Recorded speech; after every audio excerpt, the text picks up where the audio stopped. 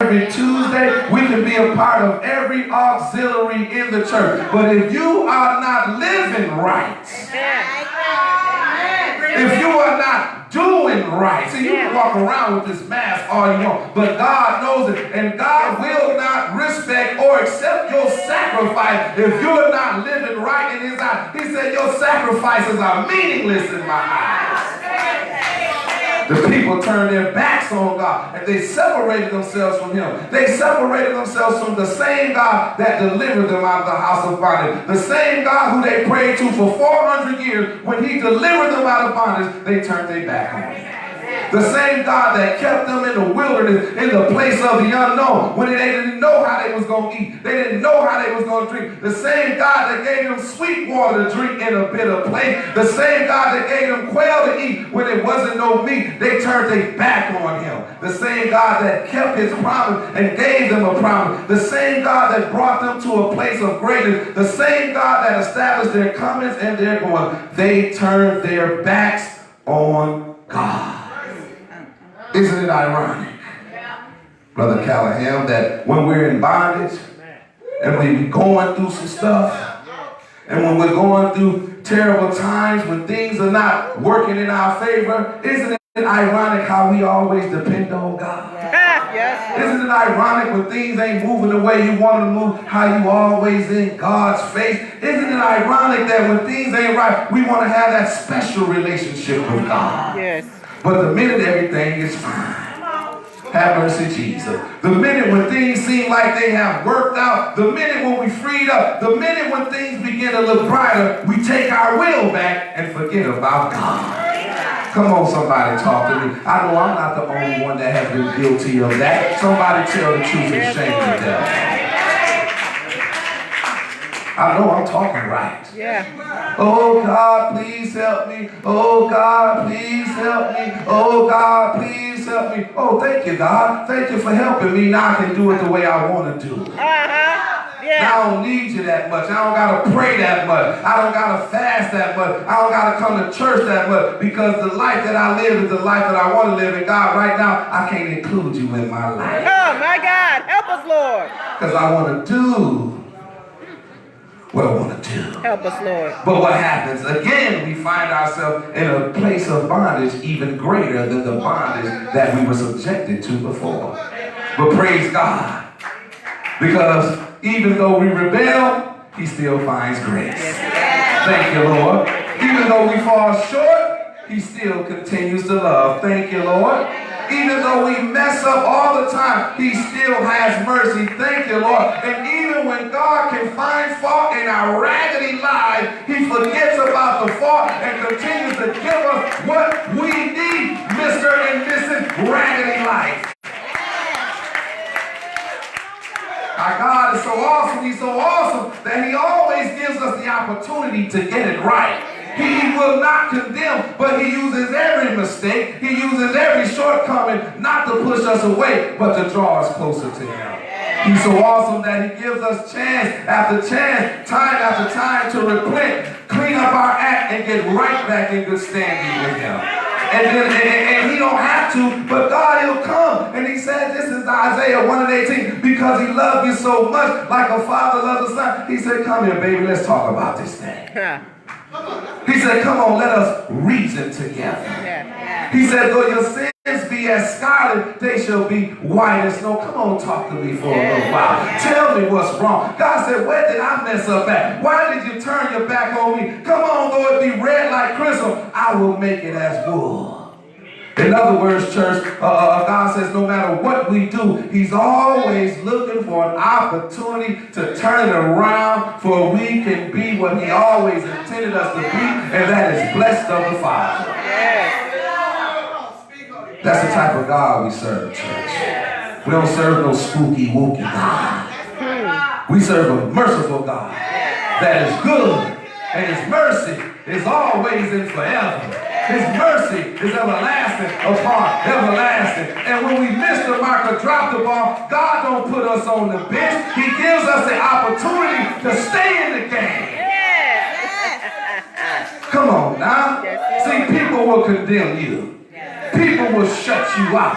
people will put you off the team. But God, he don't revoke the contract because he said, I will never break the contract. I will never break the covenant. As long as you abide in me, I'm abide in you.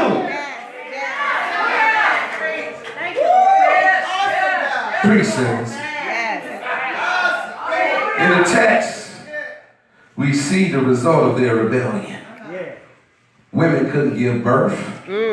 People were living beneath their standards because of rebellion. People were full of guilt and full of shame. And instead of looking forward in the future in the Lord, they focused on sorrow. They focused on things that was going wrong. People were living in grief instead of enjoying the joy of the Lord. And all this was because they chose rebellion instead of righteousness. That's what's wrong with our community today, if I can tell the truth. People choose rebellion instead of righteousness. That's what's wrong with some of our family. Matter of fact, that's what's wrong with some of the people in this building right now. That's why you still going through what you're going through, because you would rather rebel instead of be righteous. And then you want to blame it on the devil. Spooky.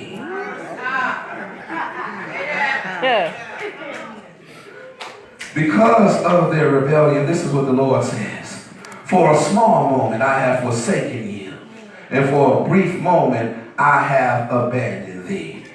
I need you to know, saints, that sin and rebellion separates us from God. I'm going to say that again. They might get mad, but you know. If you get mad, I'm doing what I'm supposed to do. Because when I read it, I got mad. That's right. I had to clean some stuff up myself. Come on, tell it, Pastor. Many people think when life is going wrong, that the devil doing it. Preachers got to stop preaching this nonsense. Blaming stuff on this spooky, wooky stuff. This religious stuff. This is a spiritual thing. Amen. What you throw out, that's what you get back. It ain't called karma, it's called life. That's right. Come on and talk back to me. When things going wrong, everybody talking about the enemy is on attack. But I need you to realize that it's not the devil.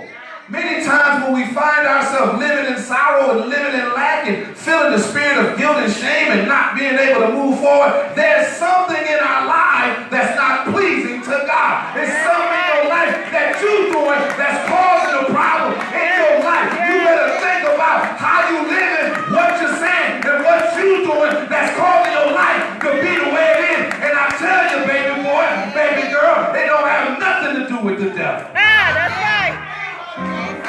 Y'all better stop giving the devil so much credit. God already said we have power over the enemy. But you got to place the blame on somebody. I'm not going to man up and blame it on myself. I'm going to give it to Satan. Well, when you give it to him, that's when you give him power to run rampant. My God! My God! In your life. How can I tell you? It ain't the devil. It's something that we doing that's not pleasing to God. Many times there's some sin and there's some rebellion in the camp. Something ain't right within you.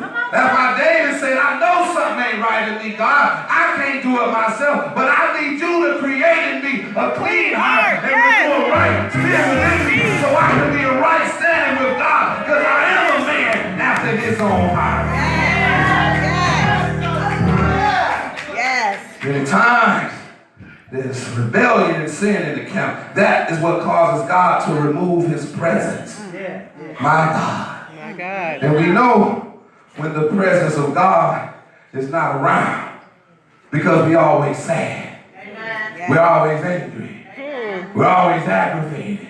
So God can't be around. Because the Bible says, in the presence of God is the fullness of joy. So if there ain't no joy in your life, maybe ain't no God in your life.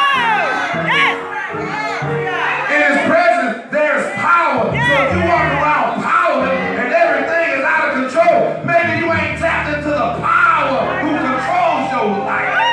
In his presence, there is peace. If your life is always chaotic and there's not a peace that surpasses all understanding, you need to think about the kind of life that you live. Because in his presence, there is peace. In his presence, there is power. And then if you God, because in his presence there is liberty. That's right. That's right. Yeah. There's no peace, no joy if you feel powerless. Maybe God has removed his presence from your life. My God. Maybe there's something that you gotta get right. It's not the attack of the enemy all the time. It might be something we're doing for God to take the hand of his favor off our life. Maybe we're doing some things that has caused God to say, excuse me, I'm gonna let you handle your business for a little while. Because you ain't trusting in me to take care of it. And then we blame it on the devil. The devil made me do it. No, you did it because you wanted to. Amen. That's it. That's The devil it. made them do it. Maybe you shouldn't have been fooling with them folk in the first place. Say it. Say that. Yes, Pastor. We do things that causes God to remove himself. But because he is the Father of grace, thank you, Lord. He don't hold grudges. Thank you, Lord. He don't hold it against you.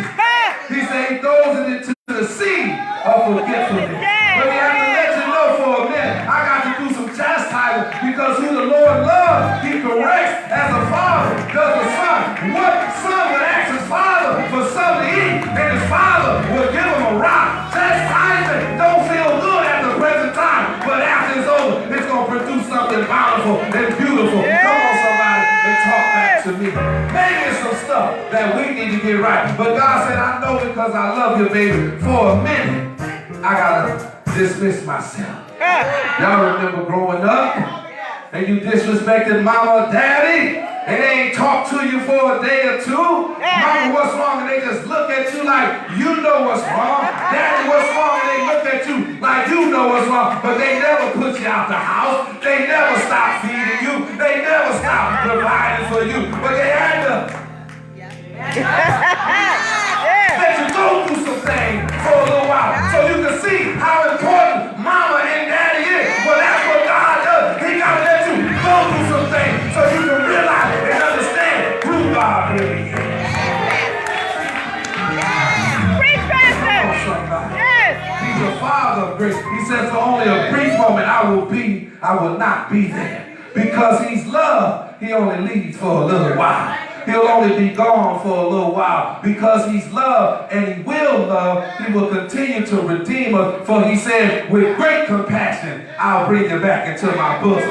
He said, my love will forever remain. He said, I will never break my covenant. He said, I will build you back up. He said, I will teach you the things you need to know. He said, you're going to enjoy great peace. He said, terror will not come. And he said, whoever attacks you will be defeated. And no weapon formed against you shall prosper. No weapon, meaning anything prepared, anything that the enemy will use to cut you down will not prosper. Nothing that the enemy forms or fashion, nothing that your enemy create will harm you. Nothing that moves towards you, whoever it is, whatever it is, whichever it is, whenever it is, nothing shall be able to prosper. Nothing will affect you, and nothing will not succeed. The Lord says no matter the situation or the circumstance, nothing can stop you from being all that I called you to be. Nothing can stop the plans, for I know the plans that I think towards you, saith the Lord. Plans not to harm you, plans of peace, plans of hope, plans of a future. Come on, and somebody give God some glory around here. Nothing will stop you. I believe I come to encourage somebody today while I encourage myself. Don't be afraid. Just believe. Don't worry. Trust God. If you're falling off, get back on track.